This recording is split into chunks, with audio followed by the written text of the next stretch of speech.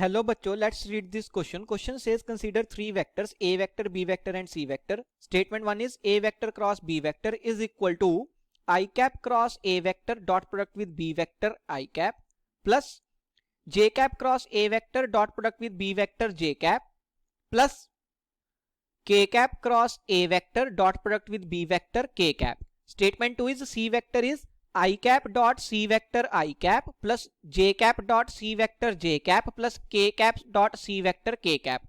Option A is statement 1 is true, statement 2 is true and statement 2 is correct explanation for statement 1. Option B is statement 1 is true, statement 2 is true and statement 2 is not the correct explanation for statement 1.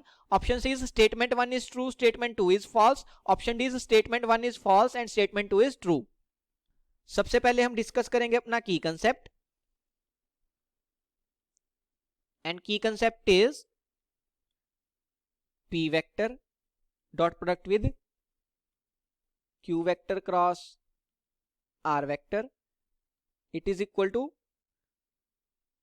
p vector cross product with q vector dot product with r vector. Okay, इस तरीके से लिख सकते हैं.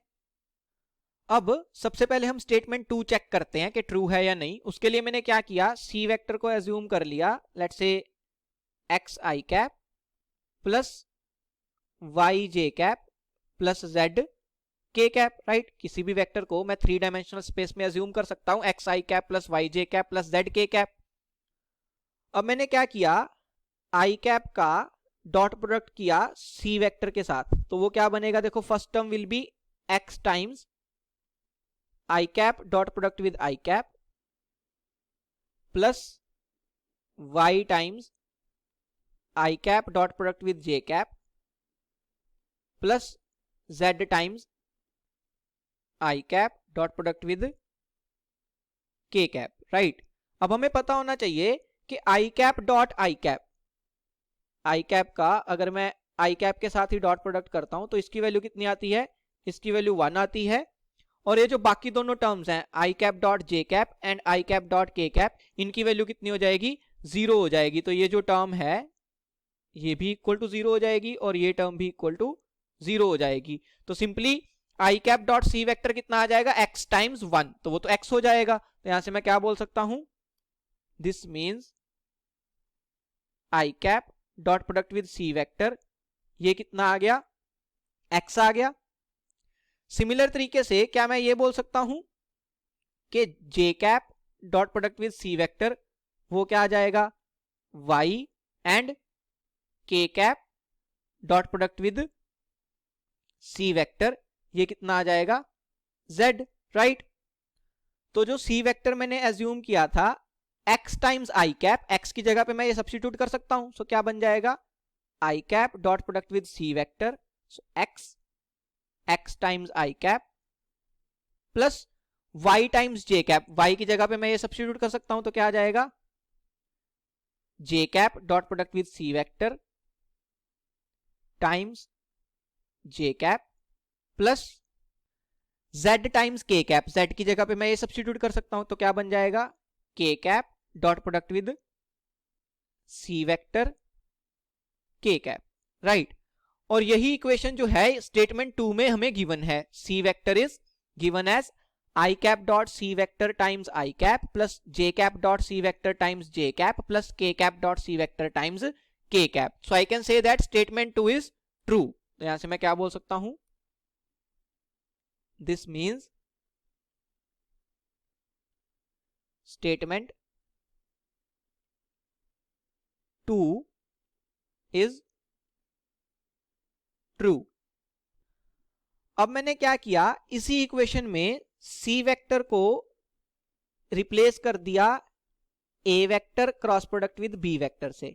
Okay, तो मेरे पास क्या बन जाएगा, लेफ्ट हैंड साइड पे बनेगा A vector cross product with B vector is equal to, right hand side पे क्या बन जाएगा, I cap dot product with C vector, C vector की जगह पे मैंने क्या सब्स्टिट्यूट कर दिया, A vector cross B vector, ये मेरे पास आ गया, again I cap plus J vector dot product with C vector, C vector की जगह पे फिर से क्या डाल देंगे, ए वेक्टर क्रॉस बी वेक्टर जे कैप प्लस के cap dot product with C vector, फिर से क्या आ जाएगा सी वेक्टर की जगह पे, ए वेक्टर क्रॉस बी वेक्टर के कैप, राइट।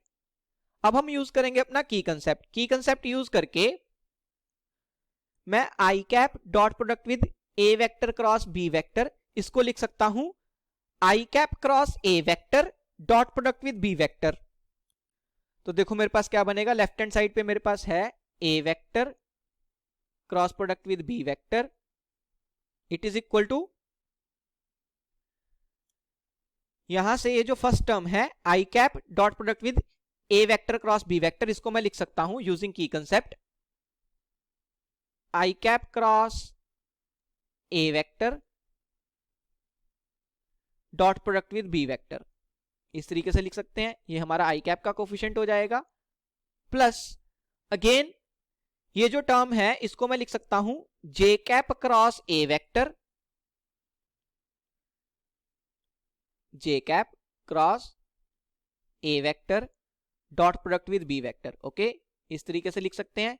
ये हमारा जे कैप का कोफिशिएंट हो जाएगा, प्लस जो लास्ट टर्म है k cap dot product with A vector cross B vector, इसको मैं लिख सकता हूं k cap cross A vector, so k cap cross A vector dot product with B vector, ये हमारा के कैप का कोफिशिएंट हो जाएगा।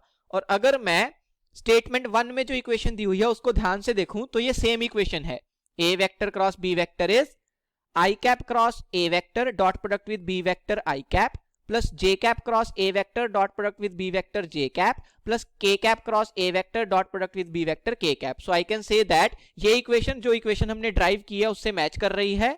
सो I can say that statement 1 is also true. Statement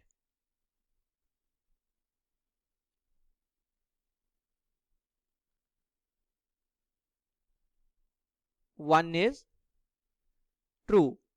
और हमने स्टेटमेंट 2 में सी वेक्टर को A vector cross B vector substitute करके ही स्टेटमेंट 1 में जो इक्वेशन है उसको ड्राइव किया है, right. So I can say that statement 2 is a correct explanation of statement 1। तो कौन सी ऑप्शन मैच कर जाएगी, statement 1 is true, statement 2 is true and statement 2 is correct explanation for statement 1। Option A is my final answer. Hope you understood it well. Best of luck. Thank you.